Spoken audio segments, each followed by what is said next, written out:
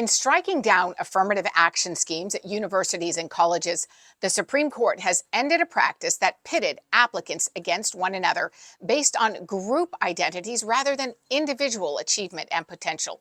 On this 4th of July, I want to share a more personal message than I typically do because the court's ruling is personal to me. To look at me, you might not think I'm Hispanic, but I am. My maiden name is Martinez. My father's family descended from early Spanish explorers who settled present-day New Mexico 4 centuries ago. When I applied to Harvard, I struggled with the decision to give my ethnicity as Hispanic because I knew I had never suffered even the slightest disadvantage from my Hispanic heritage. And I knew that in identifying myself as Hispanic, I would likely get an unfair advantage over other applicants. But I also knew it would be wrong not to claim my heritage, which I am very proud of. So right from the start, affirmative action bothered me. And now, 15 years since I graduated, it still bothers me. I've often wondered if I got into Harvard on my own merit or because of affirmative action. I believe that every minority who has gone to an elite university is haunted by that question.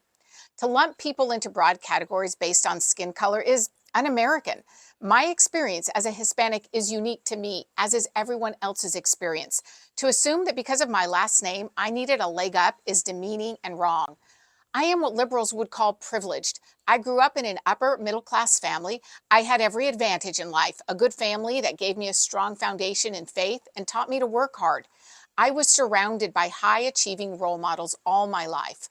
I am certain there are white applicants who didn't grow up with those same advantages and who could have benefited far more than I from a boost into Harvard. Now, in its opinion, the court noted that applicants are still free to share their personal stories of overcoming adversity in whatever form, and the universities can take those stories into account.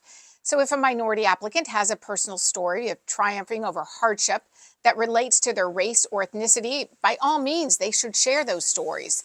Those kinds of individual experiences speak to a person's character and grit. The point is simply that students should be judged as individuals, not on the basis of a group identity. And that is what it means to be an American, to stand and be judged on our own merits, our own accomplishments. My father tells me that when he was growing up in the 1940s and 50s, there was no such thing as a hyphenated American. We were all just Americans, he says.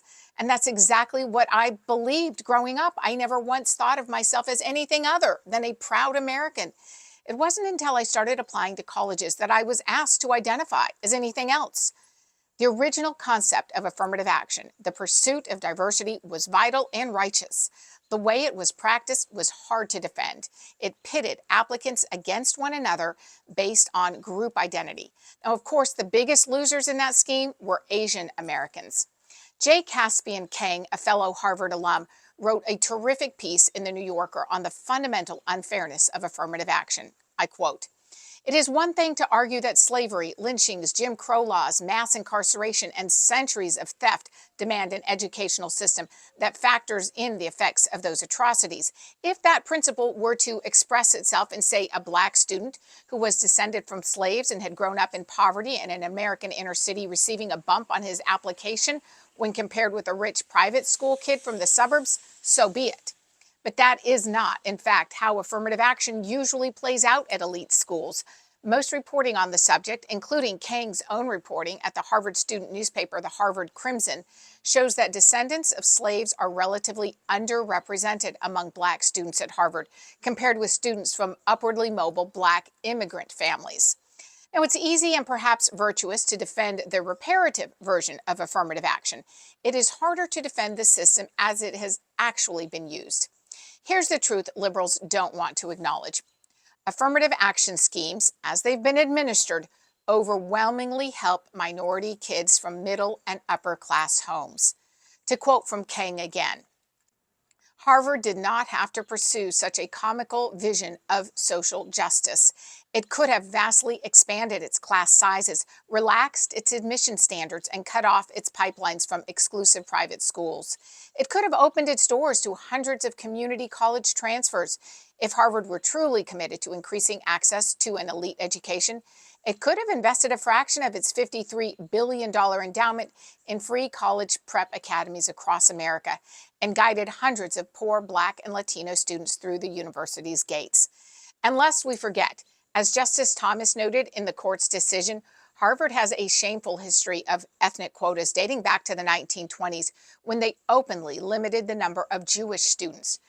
As we celebrate our nation's independence this 4th of July, let us see our fellow Americans as individuals. Pitting people against one another based on group identities is destroying us. We can both love our country and be proud of our different heritages, whether they be ethnic, religious, or cultural. Let's celebrate them all. And most importantly, let's remember the American dream is still alive and open to anyone willing to sacrifice and work hard. And thanks for watching, and thank you so much for being a part of what we're doing here at Americans for Limited Government. We would love it if you have any comments on this to let us know in the comments below. If you have thoughts that something I haven't thought of, I'd love to hear from you. And also, please like and share the video and subscribe to Americans for Limited Government on YouTube and Rumble.